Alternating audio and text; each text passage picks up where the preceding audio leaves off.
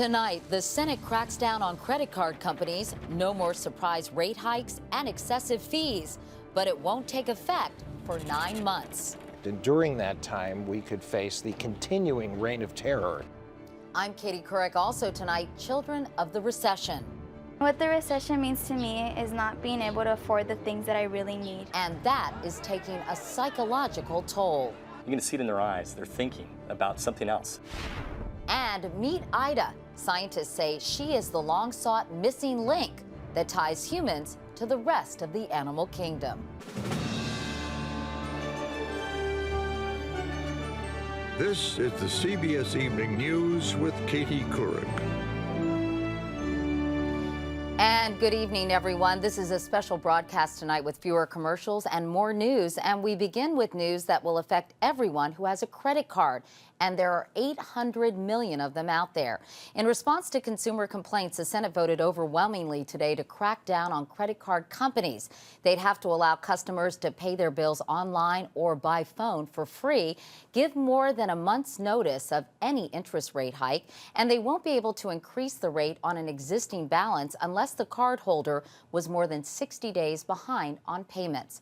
Chip Reed is at the White House tonight. And Chip, this bill was a long time coming, wasn't it? Well, you've got that right, Katie. Some on Capitol Hill have been trying to crack down on credit card companies for 20 years. Now, with members of Congress getting an earful from enraged voters, the Credit Card Bill of Rights is on the verge of becoming law.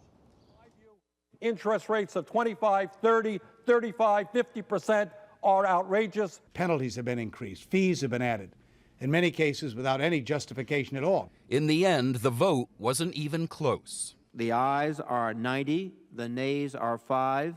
Known as the Credit Cardholders Bill of Rights, it would require 45 days' notice to increase rates, require promotional rates to last at least 6 months, and ban rate hikes during the first year on new cards. For consumers across the country who are drowning in credit card debt, a lifeboat has just arrived. With the average college graduate holding $4,000 in credit card debt, the bill would deny cards to those under 21 unless they can prove their ability to pay or get a parent to co-sign.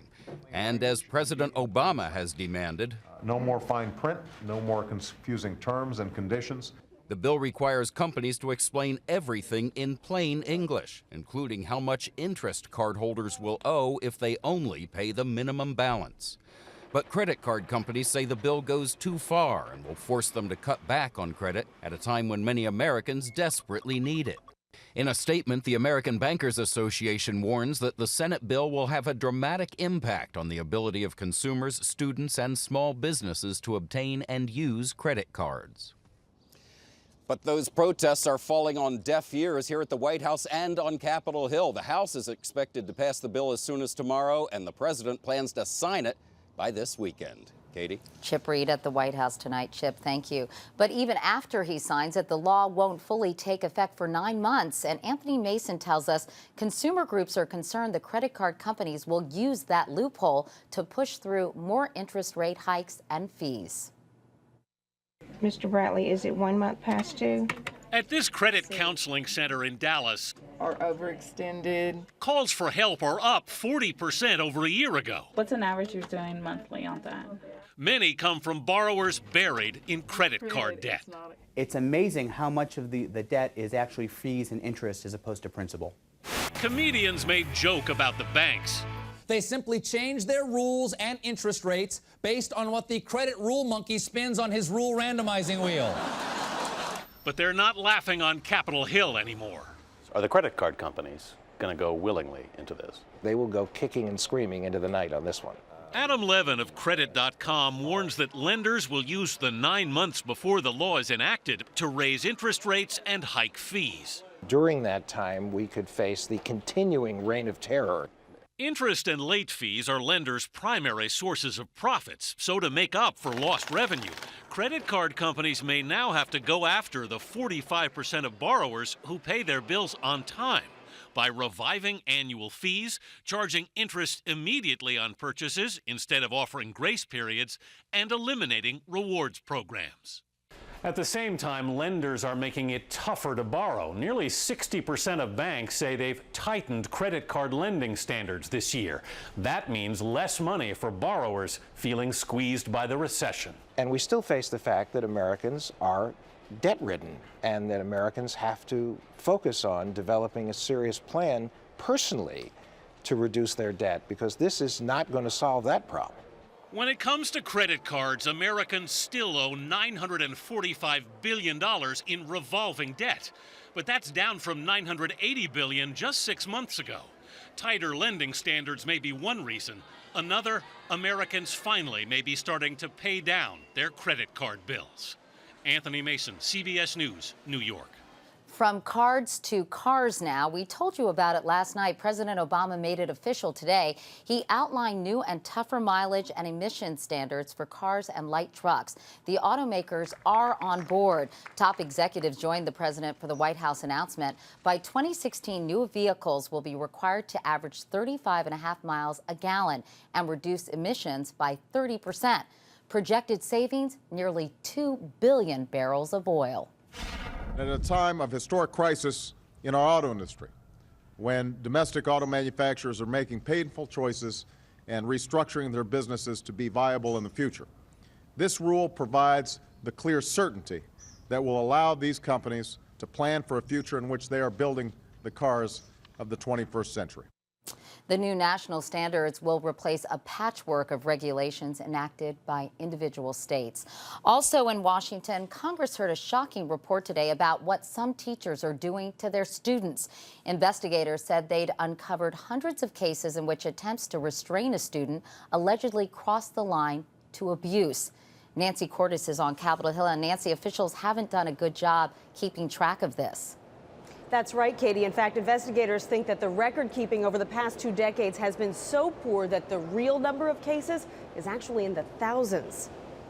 Most of the victims were children with special needs or disabilities whose improper restraint led to death or alleged abuse. I guess she was going to show him who was boss. Tony Price lost her foster child, Cedric. He told his 8th grade teacher he couldn't breathe, but she continued to sit on him as punishment for trying to leave the classroom.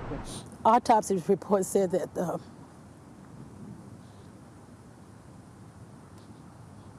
they had never seen anything like that except in a car crash because she crushed his chest. Her state of Texas alone logged nearly 19,000 cases of public school children being physically restrained last year.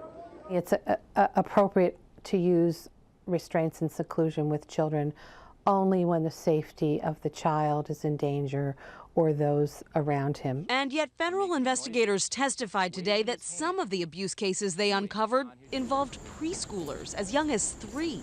They also found parents were often not notified that their children were repeatedly placed in time-out rooms, even closets, for hours on end. If you put a child into seclusion 75 times, you might want to think that it's not working. 31 states have laws regarding restraint techniques in schools, but they are so loosely enforced, Cedric's teacher was still teaching until GAO investigators notified her new school district in Virginia on Friday. A California mother testified today that the teacher who repeatedly bruised and struck her daughter, Paige, when she was just 7, is also still working. She grabbed Paige's wrists in her left hand, forced them up between Paige's shoulder blades, and drove her head first into the ground. Stories like that left members of Congress wondering whether they should set federal standards for how and when children should be restrained in schools. Katie? Really disturbing story. Nancy, thank you so much. Turning now to the fight against the Taliban and al-Qaeda, CIA Director Leon Panetta said today the U.S. plans to continue using Predator drones along the border of Afghanistan and Pakistan.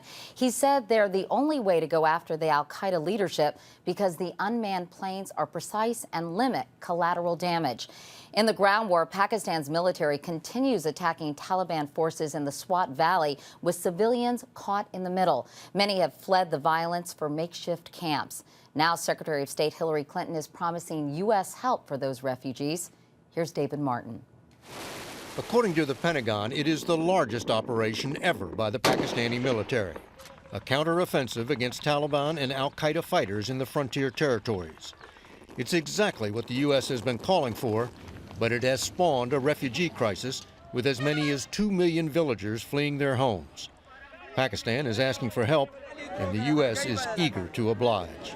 So today I am announcing that the people of the United States are responding to a request for assistance from the government of Pakistan with more than $100 million in humanitarian support. And we are prepared to do more as the situation demands. C-17 transport planes loaded with food, tents, and water trucks are scheduled to start arriving in Pakistan tomorrow, in what the U.S. hopes will put at least a dent in anti-American sentiment and encourage the Pakistani government to keep up its offensive in the frontier area.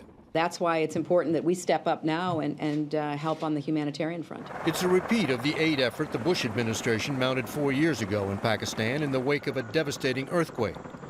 Since then, Pakistan has undergone a political earthquake in which terrorist attacks have more than quadrupled and large swaths of its frontier area have fallen under Taliban control. The Pentagon wants to send military advisors to help Pakistan's army plan and execute operations against the Taliban. But so far, the offer has been rejected. David Martin, CBS News, the Pentagon. Also at the Pentagon today, a spokesman said the administration still intends to shut down the prison at Guantanamo Bay in January, but Senate Democratic leaders now say they will not put up the money to do that until the president decides where to put those 240 detainees. There is strong opposition in Congress to any plan that would bring prisoners here to the United States. Up in space, the Hubble telescope is back on its own, cut loose today from the shuttle Atlantis. NASA says the 19-year-old telescope is better than new after being completely overhauled. Its life could be extended by up to a decade. This was the final repair mission for Hubble. The Atlantis astronauts, the last humans who will ever see it up close. They're due home on Friday. Still ahead right here on the CBS Evening News, a discovery that could help explain where we came from. Is it the missing link? But up next, helping children deal with the psychological impact of this recession. America's teachers are on the front lines.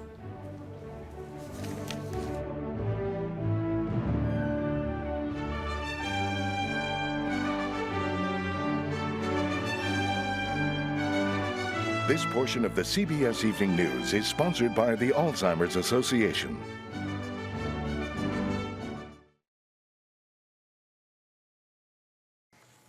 These economic hard times are affecting people in this country in so many ways, ways that might not occur to you. For one thing, the recession appears to have more parents considering placing their babies up for adoption. An adoption agency in Illinois told USA Today the number of mothers making inquiries in the first quarter of this year is up 30% from just a year ago. And a nationwide agency says the number across the country is up as much as 12%. And then there is the psychological impact of living through a major economic downturn, harder on children than you may realize. More than half the parents we surveyed for a CBS News poll said they've discussed the country's economic problems with their kids, and half have talked to their children about the financial situation of their own family. It can put a lot of stress on a young person, and Seth Doan tells us teachers are seeing the effects of it. In partnership with USA Today, CBS reports children of the recession. The students at Montclair High School in Southern California are learning the 3 R's, but many of them are living the lessons from a 4th R, recession.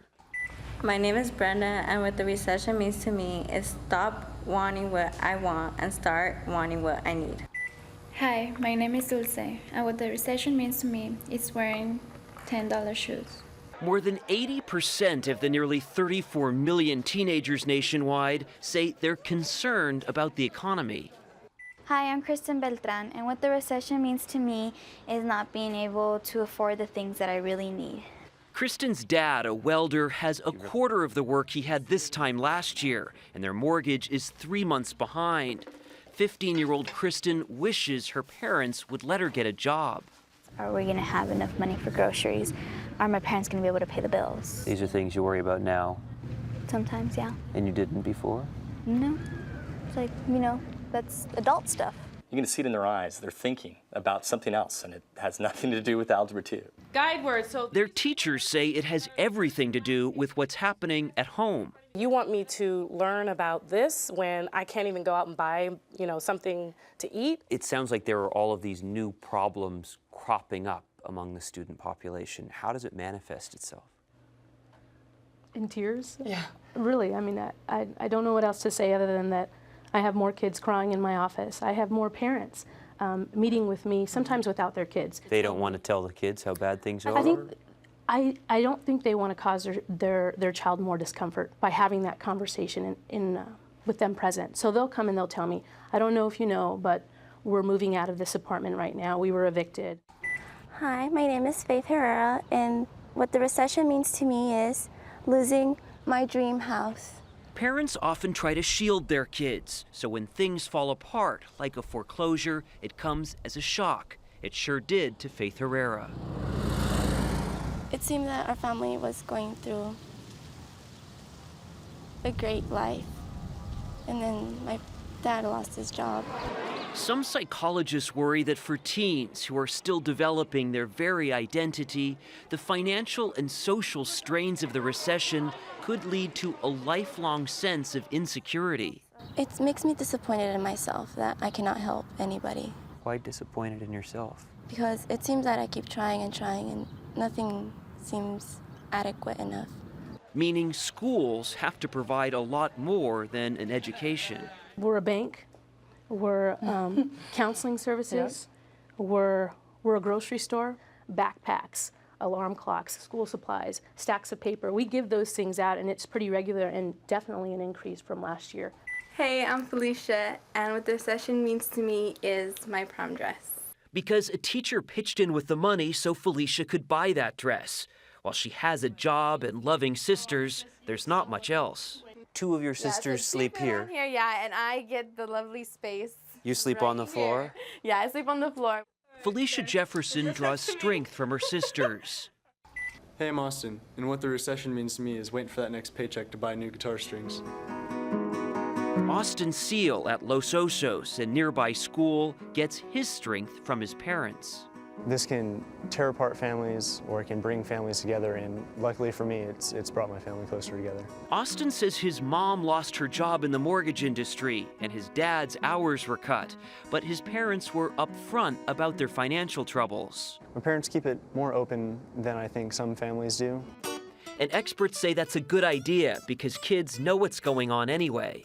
And they always are wanting to talk about it in class. They want to dialogue a lot more about these things, whereas before I couldn't get them to talk about, things that are going on with their families. They talk about their dreams, too.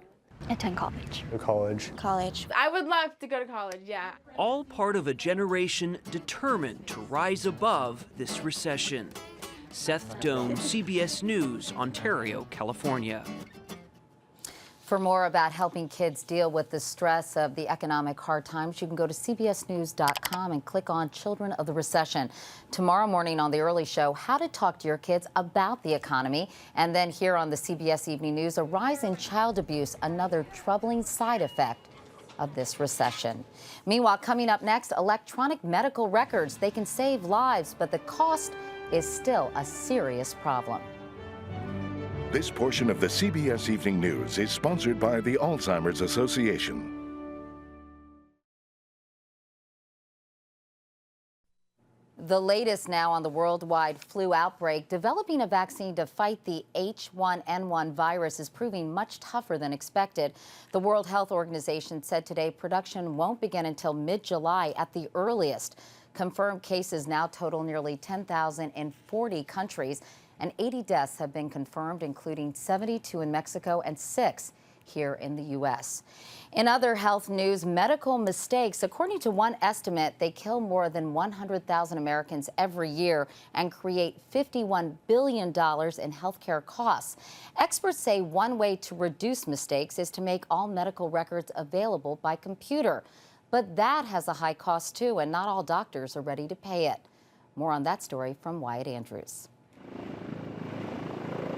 The heart attack patient arriving by medevac is unconscious, and the paper medical records that came with him are costing time.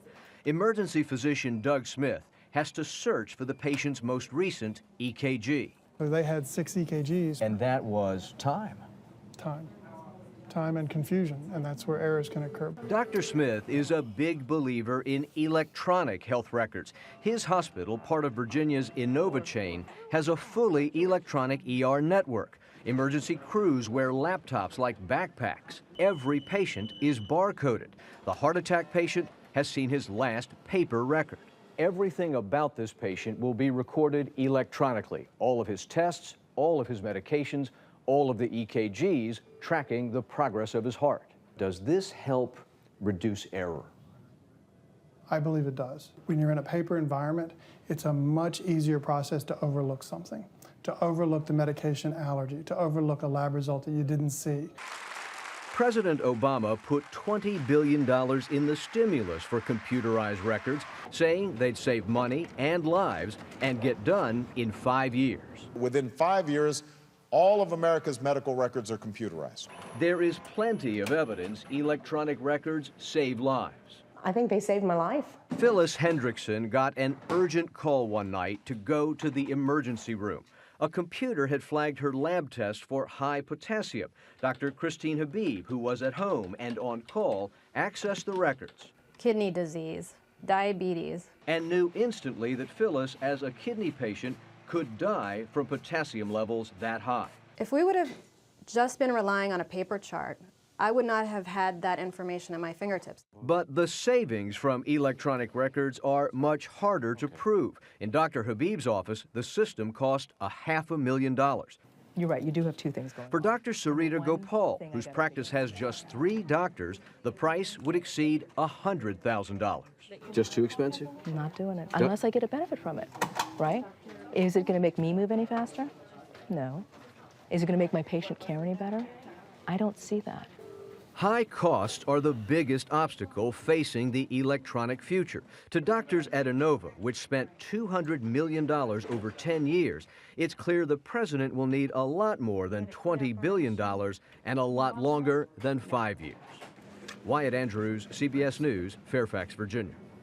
Now an update on our story last week about a scandal in Britain's parliament. Lawmakers were caught billing taxpayers for outrageous personal expenses, everything from porn movies to cleaning a moat. The Speaker of the House of Commons, Michael Martin, tried but failed to keep those expenses secret. Well, today he handed in his resignation, the first Speaker to be forced out in more than 300 years. Coming up next, meet Ida, 47 million years old, and possibly the link between animals and humans. Finally tonight, it's a discovery that has some scientists very excited, and they're determined to get you excited too. As Kelly Wallace reports, the fuss is over a fossil that may just be a crucial link in the evolution of monkeys and humans. Go ahead. 3, 2, 1. When you're 47 million years old, you really can draw a crowd. Researchers call her Ida and say she may be one of our earliest known ancestors. We are not dealing with our grandmother, but perhaps with our grand-aunt. She's almost completely preserved with a trace of fur and fossilized remains of her last meal. About the size of a cat, she has characteristics found in later primates and in humans. Nails on her hands and feet instead of claws, short limbs and a shortened face. Her real significance lies in settling a debate over which branch of ancestors led to humans. But if that sounds a little academic, I need everyone to back up. Her handlers pulled out all the stops with a media blitz unheard of in scientific circles. Their research will stun the world. Today, they released this trailer for a documentary advertised like a summer blockbuster. There's a book, a website, iPod applications. They even kept the discovery secret for 2 years. This is not the way science used to be. How much are you following what rock stars and athletes do? Yes, we're learning from them. So next time maybe we'll do the whole thing on YouTube. It may seem unseemly, but researchers say they're thinking of the next generation. If you want your kids to be scientists, you need to tell the story on many different platforms. You can't only publish a scientific paper. Nobody reads a scientific paper. Rock stars in music get plenty of attention. It's all right if science gets a little. So while we don't know exactly what Ida means to human origins, she's proof we're endlessly fascinated with where we came from. Kelly Wallace, CBS News, New York. And that is the CBS Evening News for tonight. I'm Katie Couric. Thank you for watching. I'll see you tomorrow. Good night.